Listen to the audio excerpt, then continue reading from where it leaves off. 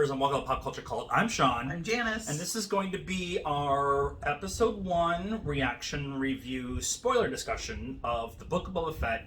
Episode 1 is called A Stranger in a Strange Land.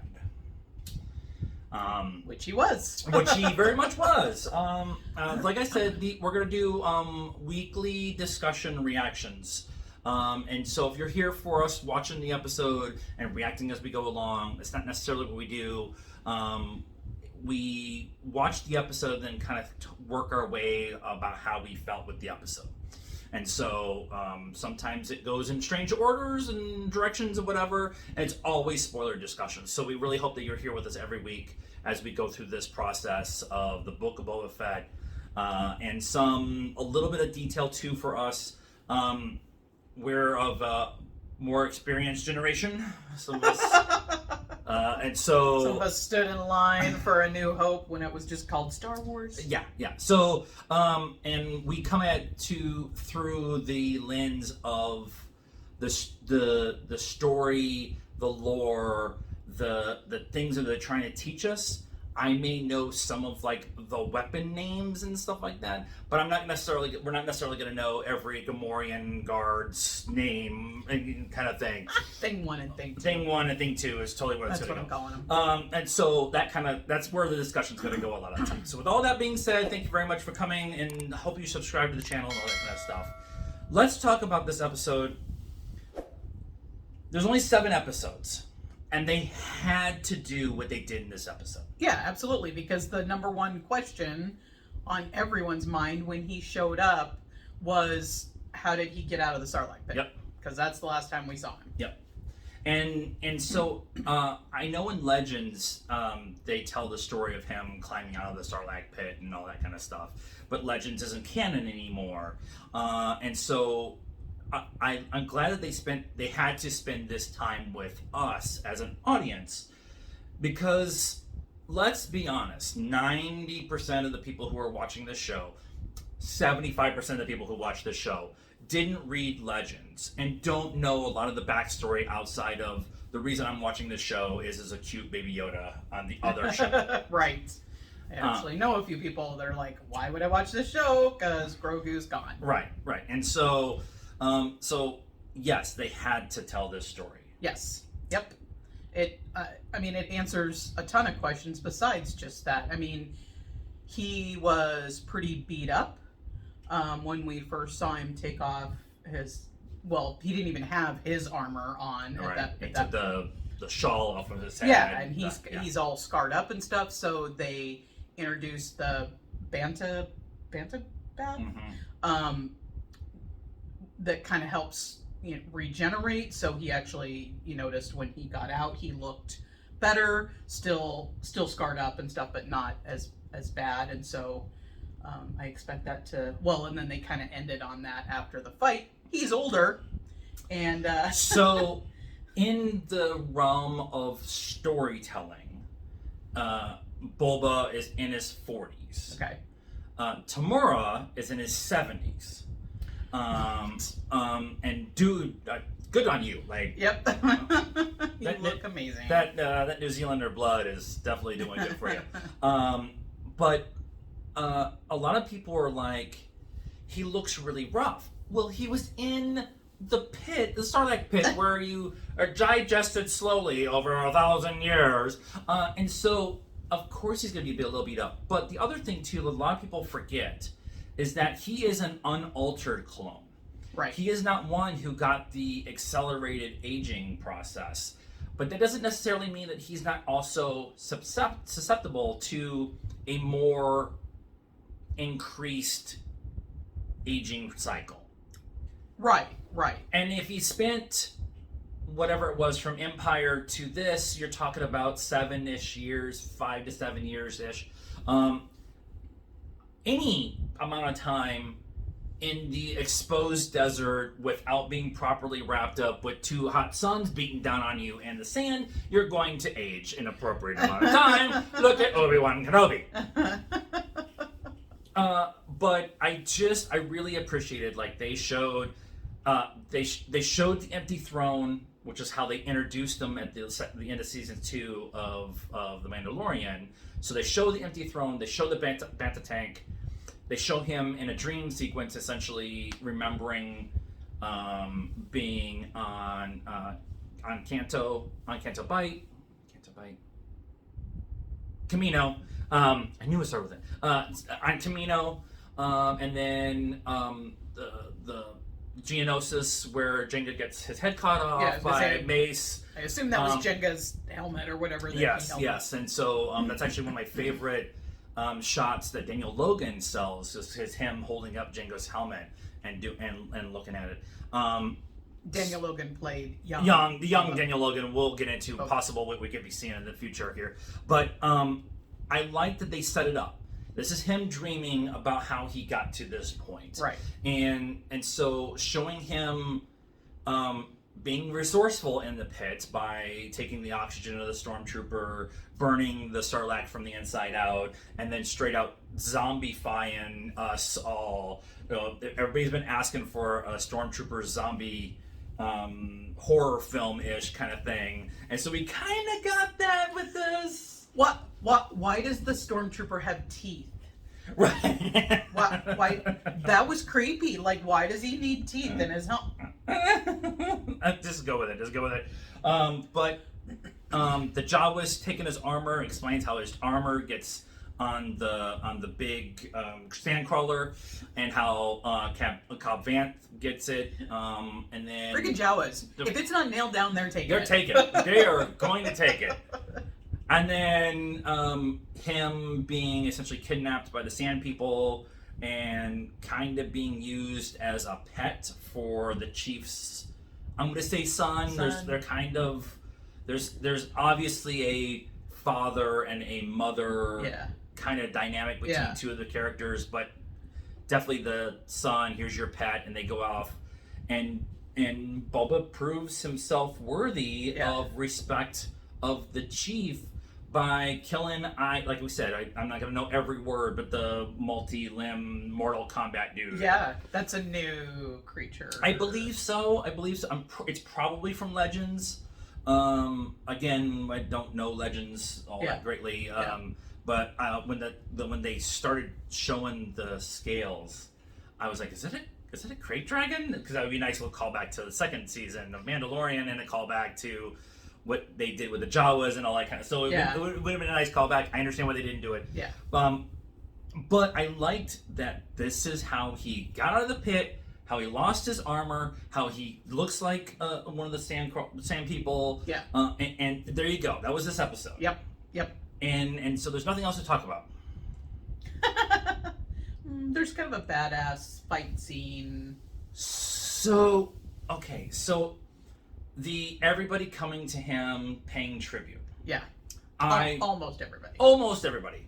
And then the joke of we need to pull protocol droid was just a great line. Where's C-3PO? Come on. Or C-350 or something like that. We need somebody in this group. But I liked that for those who understand why C-3PO was so important to Jabba, and what was going on with all of that. And there's so many different languages being spoken. Not everybody speaks basic. It's just a nice Easter egg wink and a nod to those of us who understand. Yeah. And if it's just regular storytelling, you've never seen anything Star Wars, and you're watching this for the first time, that line also tells you we need a protocol droid who's going to help us understand these people that we can't understand. Right. And I love it when they do stuff like that. Yeah. But the big thing was him making a point of showing I'm in charge now, and everybody come and paying their respects, and then him going out on the streets and showing that he's a man of the people, right? Going to the brothel, the Twilight brothel. We have the Twilights. They get this. They've been screwed over so many times in the Star Wars, but the pleasure house that is there on, it's not Mos Eisley, it's Mos Def. Mos Def. It's totally Mos Def. Yeah, it's Mos something. He said it, now I can't remember. And I know it, but I can't. But the band from Mos Eisley is there. there. It's Mortal Node and yeah. It's like piece. It's not all of them. It's like some. It's like one. It's the guitar player and the keyboard player from the two different bands. Blue yeah. guy, yeah. But he made a point.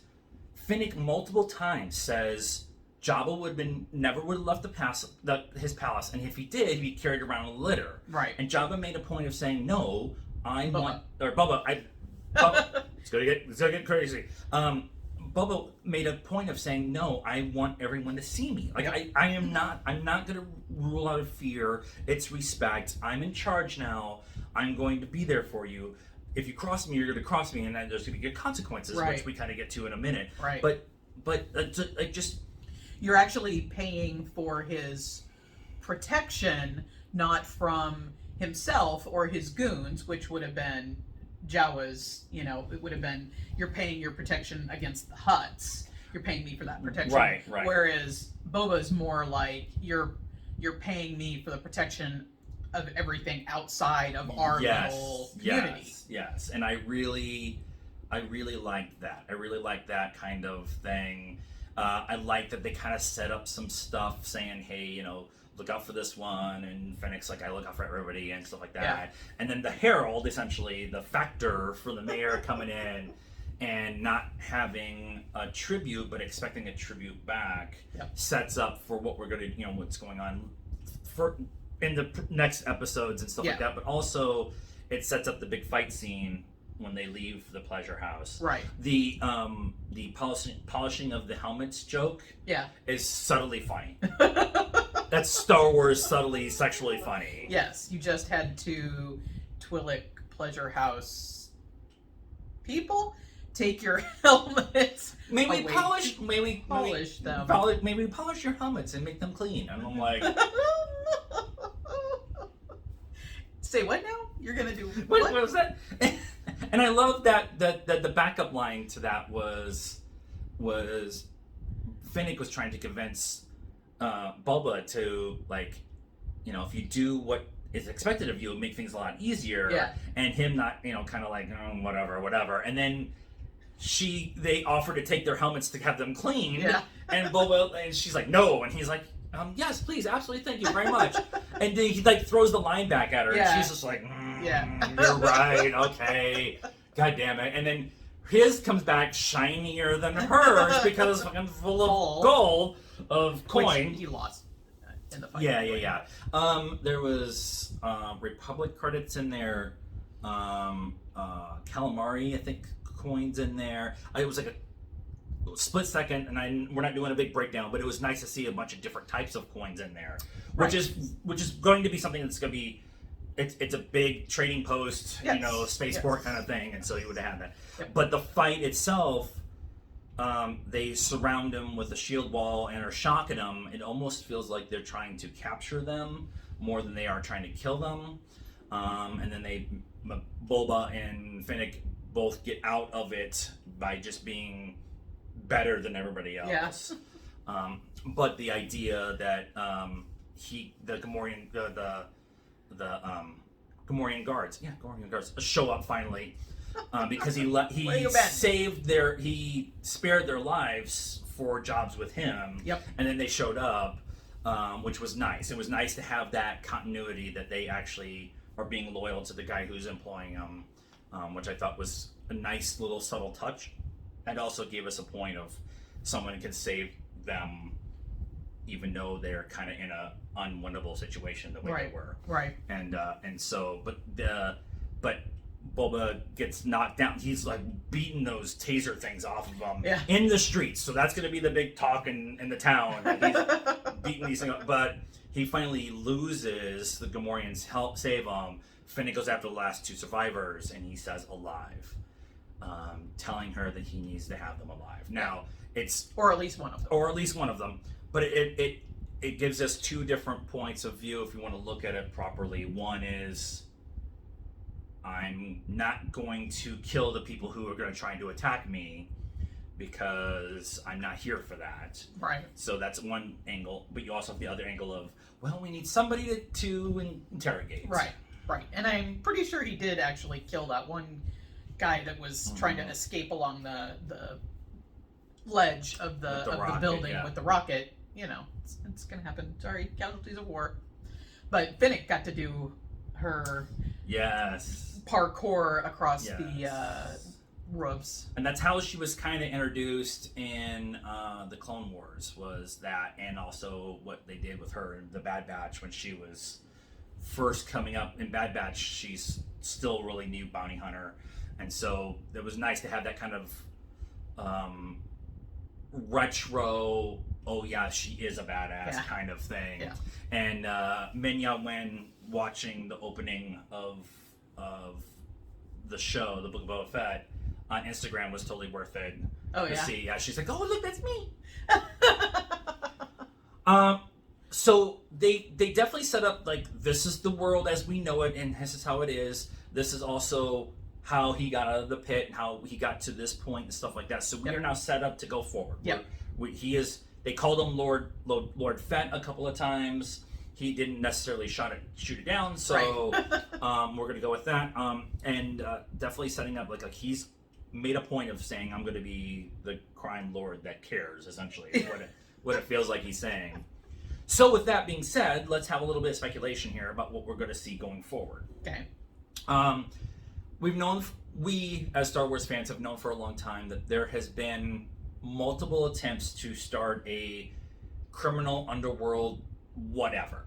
We had 1313, they shot a test pilot that was going to be the lower levels of Coruscant, that there's like an 8-minute thing. It looked amazing. It would have been great. There's no way that it actually would have been able to have been shot for ABC television in the late 90s, early 2000s that they were going to do it in, because just cost. Yeah. With the volume now, they can kind of have done that show, but now it's kind of evolved into something else. Well, when it's on pay for TV, that kind of yes, ups your ability to spend more money. And the production abilities with the volume. There was a couple of times where they've already got it built, right? Yeah, so all they got to do is book time with it, or however that works. It's Disney, so they can whenever they want to do it. Right. But the big thing with that is there was only a couple times where I was like, okay, I definitely know that that's the volume. Like they've done an amazing job with it, and I really appreciate the way everything has looked when they have used it. But there was one or two times where I'm like, only because I know that this was shot in the volume. Yeah. But because of that, what they've laid out in front of us is they're going to tell the criminal underworld. Guillermo del Toro wanted to do a Jabba the Hutt, Godfather kind of story. Yep. It would have been, I think at the time that they were trying to get it done, it was been like a $250 million movie.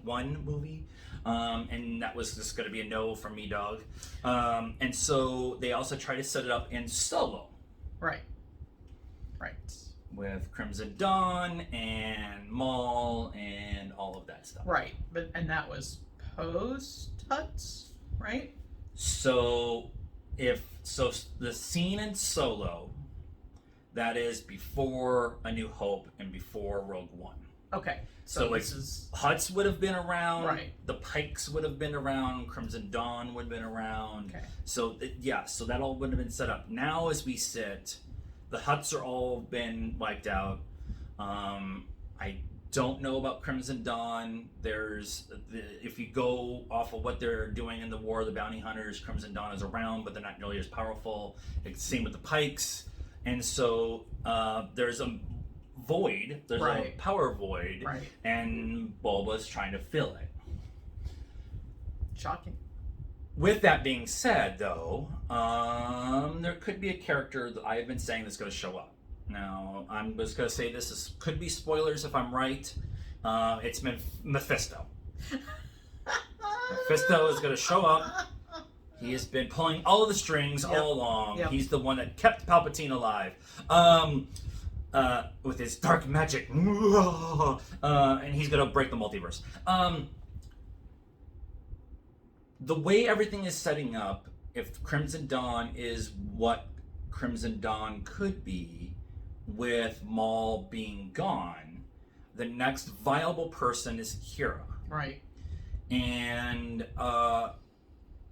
it would be very interesting if Kira is the big foil to Boba taking over and actually kind of being the one who's the main person within. He could be working with her, he could be working against her, but having Kira be the one pulling the strings in the background, I think could be a really awesome way to bring Emilia Clarke back into Star Wars. Mm-hmm. She wants to play this character more. She's actually even written and pitched stuff to Lucasfilm for this character. So she has made a point of like, I want to play this character some more. Yeah. And so that would kind of make sense. It'd be like, what, like 10 years after? No. Yeah, like 10, 15 years after. From Solo. Yeah, because they don't really say, like, time-wise when Solo ends. He talks about this big job with this gangster on Tatooine, but it doesn't necessarily mean that he's going straight there. Right, but just as far as, like, they'd have to age her up, because Emilia Clarke never gets old. Right. So they'd have She's drinking the same blood that Paul Rudd and Tamara Morrison is. And... Yeah, so they'd have to age her up, you know, and capes, all the capes. Harden her up, because I mean, she was still, I mean, she was getting there, but she was still, you know, an underling to all the stuff that was going on. And now if she has been the one to take over, that would definitely be a change from... She is drawn very much like how she looks at the end of Solo in the War of the Bounty Hunters comic. So, and that's that story is about her stealing Han Solo's carbonite chamber away from Boba, and then all the bounty hunters jump on it because that bounty is so big that they're gonna put out there that there's actually just a straight out gang war over this ice cube. And Kira is the one who's kind of the catalyst behind all of it and stuff like that. So it's gonna be very, and then what they're doing with Crimson Reign, where she has direct connections with Vader. She's working not directly for Vader, but she's working in conjunction with Vader. So there's a lot of setup that they kind of been doing with Kira in other people's stories that it really feels like she would show up here.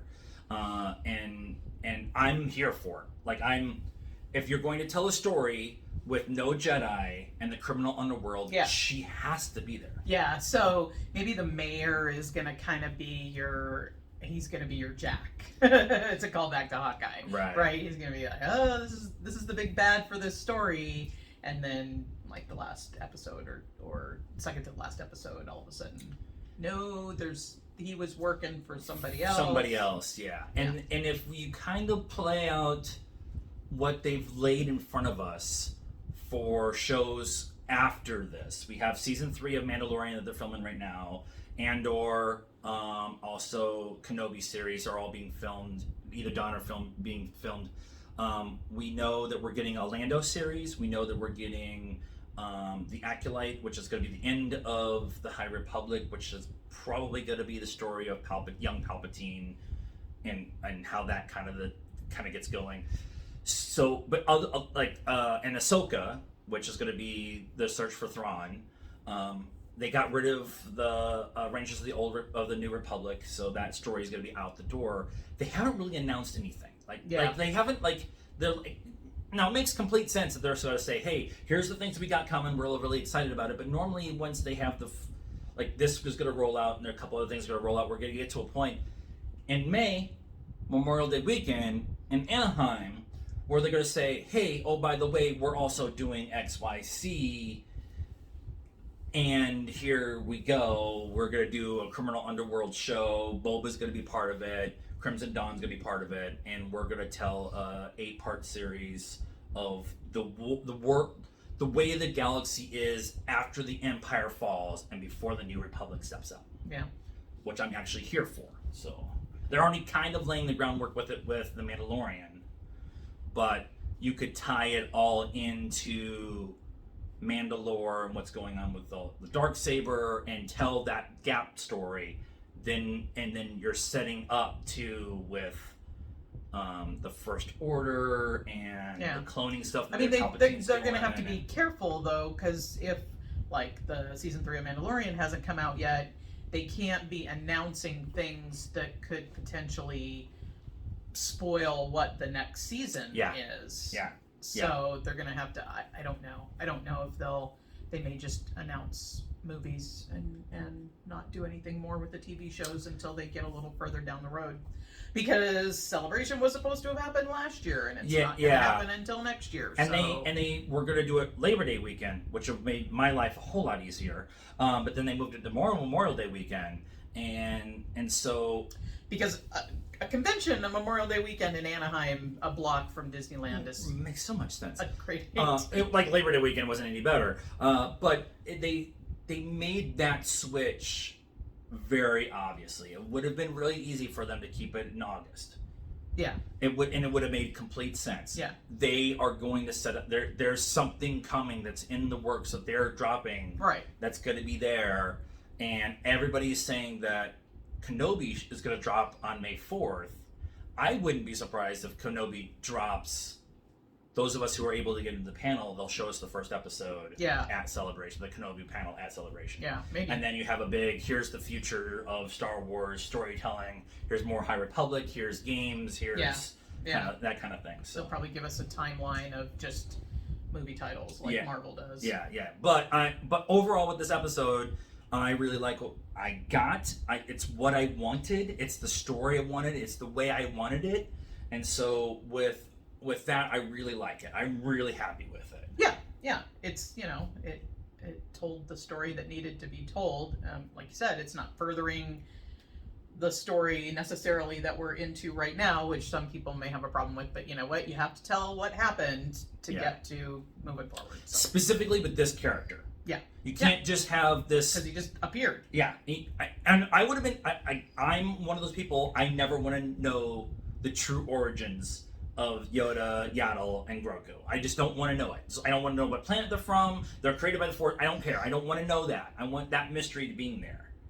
But with Boba and how important he is to the Star Wars fandom, you had to tell this story and have to tell it the way that it's canonized and makes sense. Yeah. And I think they did that. So anything else? Nope. Knee darts. And that's our episode reaction and discussion about the Book of Boba Fett. Stranger in a Strange Land, episode 1. Let us know what you thought of this reaction, conversation, and discussion in the comments down below. Please be nice. That's a requirement around here. Like this video, subscribe to the channel, hit the bell for notifications, and follow us on all the social media stuff: Facebook, Instagram, Twitter, and TikTok. Links are in the description down below. Please follow us. We have some stuff in the works going into the new year, and expand the brand. That's all I was going to say. So until next time, cult members, good afternoon, good evening, and I'm going to rule with respect, not fear.